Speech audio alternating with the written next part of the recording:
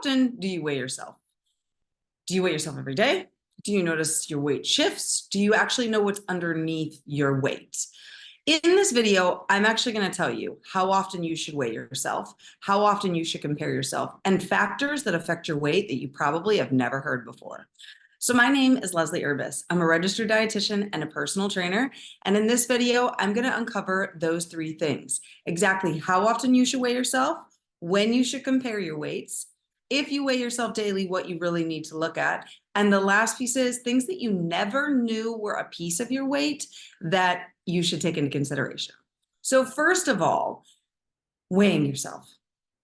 I truly encourage people to weigh themselves one time a week at the same time of day. So if you're, let's say, a Monday morning weigh person, you're going to weigh on Monday morning. When you weigh yourself, you're going to note the time, you're going to note the condition: naked, not naked, went to the bathroom, didn't go to the bathroom, worked out, didn't work out, didn't get enough sleep.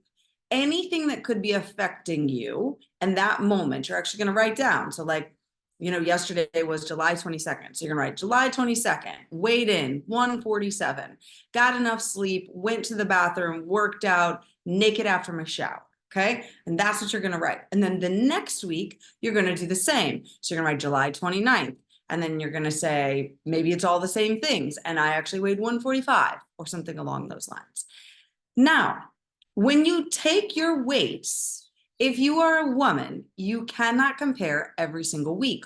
Our hormone cycle every 28 days. So we should not be comparing week 1 to week 2, week 2 to week 3, week 3 to week 4, like a man typically does. What we should be comparing is week 1 to week 5, because our hormones should be around the same then. Week 2 to week 6, okay? Week 3 to week 7. And then as you're seeing me do this, week 4 to week 8, okay? So we should be really comparing and contrasting like that instead, because our hormonal shift will change our weight. But as women, we're so used to being taught to look weekly. And that's when we get super frustrated, we fall off the track, and then we wind up in no man's land trying a billion different diets within 8 weeks and nothing's working because our body is so confused and now in a state of stress that it won't release any weight. Now, when it comes to weighing yourself every day, I really implore that people just don't. You're truthfully just weighing a difference of hydration. How much water have I had? Or lack thereof. And what's funny is that people think dehydration makes you weigh less, but that's not always the case. Sometimes it actually makes you bloated, actually makes you retain more calories, so you retain more water, so your body doesn't go into a disaster, distraught state. Okay, so I don't really encourage people to weigh daily, but if you do weigh daily, I encourage you to understand what you're really weighing is the difference of water.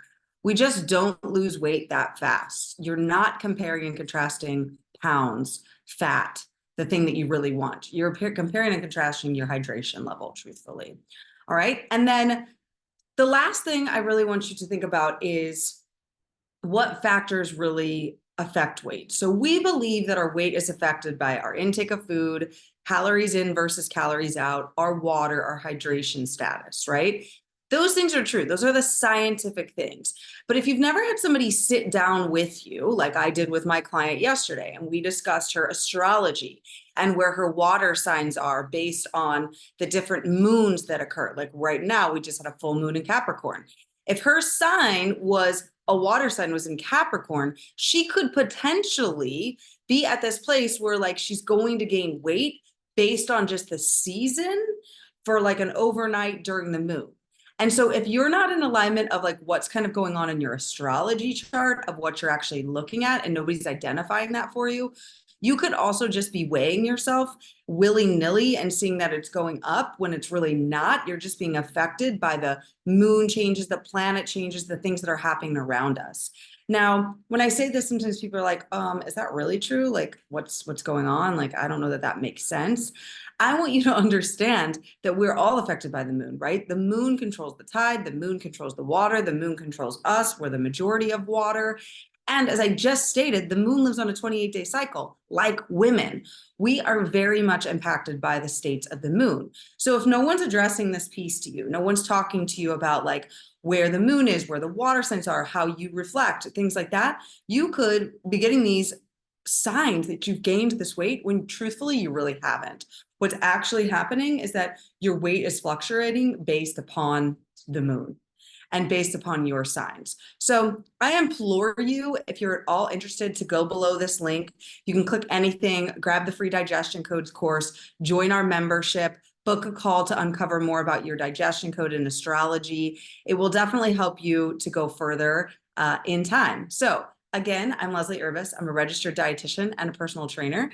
If you enjoyed this video, please like, share, and subscribe to this channel. I would love this to get into as many women's hands out there as possible so they understand our weight is not like a man and that we need to be giving ourselves more time to get results so we can end our struggle today. And that's what all of those links below will help you to do, is to dive in further to end your struggle. I'll see you on those links. Bye for now.